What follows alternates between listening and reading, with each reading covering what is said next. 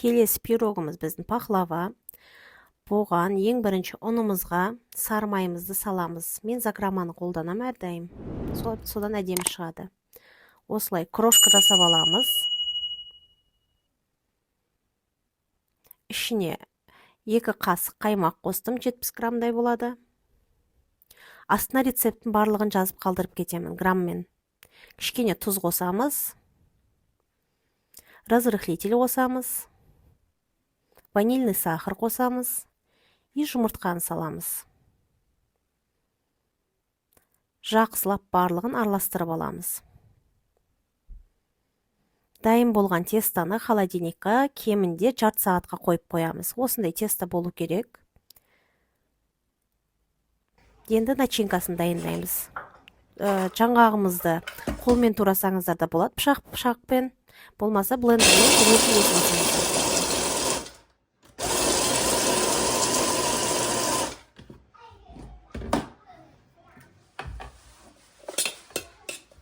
Міне осындай болады. Енді ішіне жұмыртқаның ағын саламыз. Шекерімізді саламыз, өлшеп. И барлығын жақсылап араластырамыз. Біздің начинкамыз дайын. Қалауларыңызша мейіз болмаса, басқа да сухофрукты қолдансаңыздар болады. Мен тек қана грек жаңғағын қолдандым. Осылай қамырымызды 3 бөлікке бөлеміз. Біреуі үлкен, екеуі кішкентай. Дөңгелектеп алып, осылай. Енді қамырды жаятын боламыз. Өте нәзік қамыр. Аккуратно осылай жайып аламыз. Қазір енді осыны формаға саламыз. Жыртылып кетсе де ештеңе қылмайды. Қолыңыздың көмегімен жалғап отырып жасай береміз. Осылай жайып аламыз формаға. Енді начинкамыздың жарты бөлігін саламыз. Осылай бірдей жайып шығамыз. Енді екінші қамырымызды жайып, осының бетін жабатын боламыз. Онда көп қолданудың қажеті жоқ.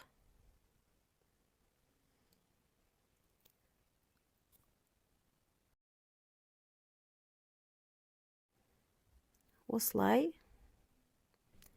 бетін жабамыз. Ана жыртылған жерлерін көрсеңіздер, қолымыздың көмегімізбен осылай жақсылап жан-жағына жабыстырып шығамыз. Начинкамыздың екінші бөлігін осының бетіне саламыз.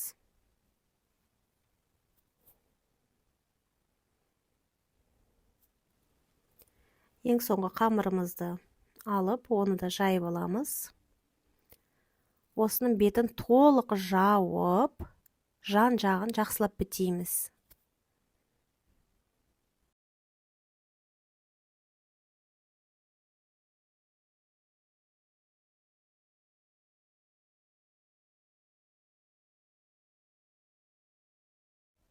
Пышақтың көмегімен осылай бетіне ромбиктер сызып шығамыз.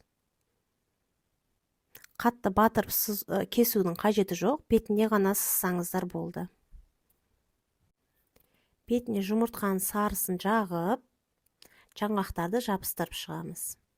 Духовкаға 170 градуста 35-40 минутта пісіп шығады. Ыстықтай күйінде бетіне еріген бал жақсаңыздар мүлдем жылтырап әдемі болып тұрады. Ол өздеріңіздің қалауларыңыз. Міне дайын болған кезде осындай болып шығады. Дәмі деген өте